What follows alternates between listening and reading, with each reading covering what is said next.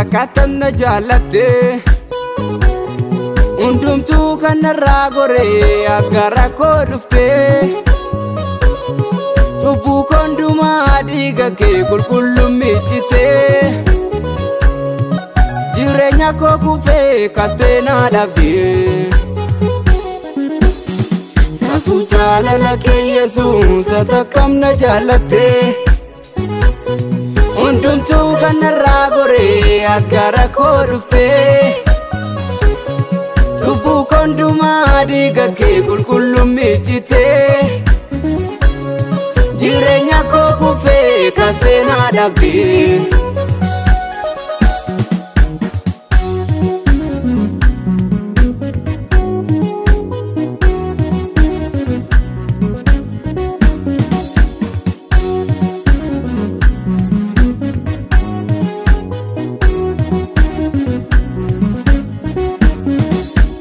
wallaalummaa kooti kaasteetu na jaalatte amman beekutti mudaa koo garmalee natti lakkoofne gooftaa koo ati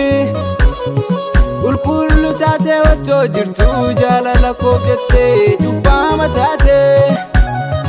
ani hin baasu gooftaa gatti beenyaa jaalala kee barruun kee na baatee nafaa ulfaatu malee ani hin baasu gooftaa gatti beenyaa jaalala kee barruun kee na baatee nafaa ulfaatu malee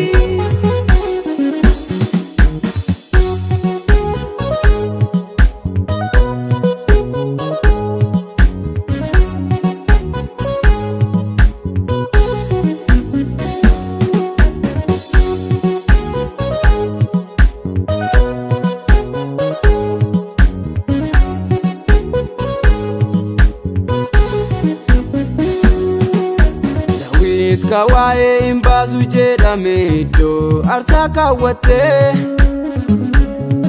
anas wallaalummaa koo beekumsaatti jirte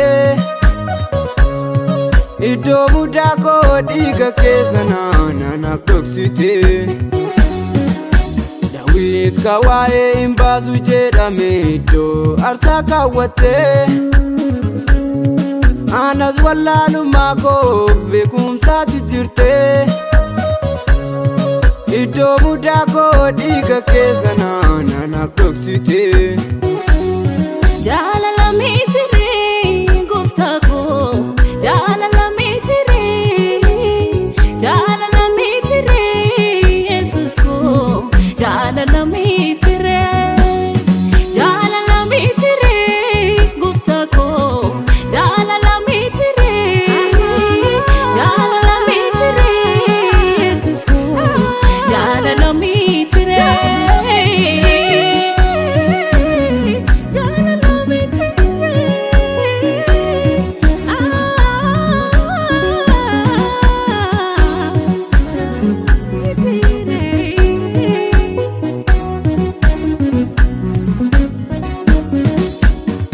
ilmaan namaa ofiif kan baatu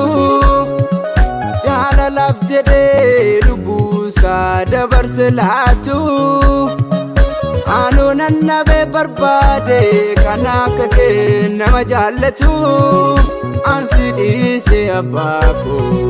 biraan ilaalu kan sirraa naaf jaalu isaayyuu hin argadhu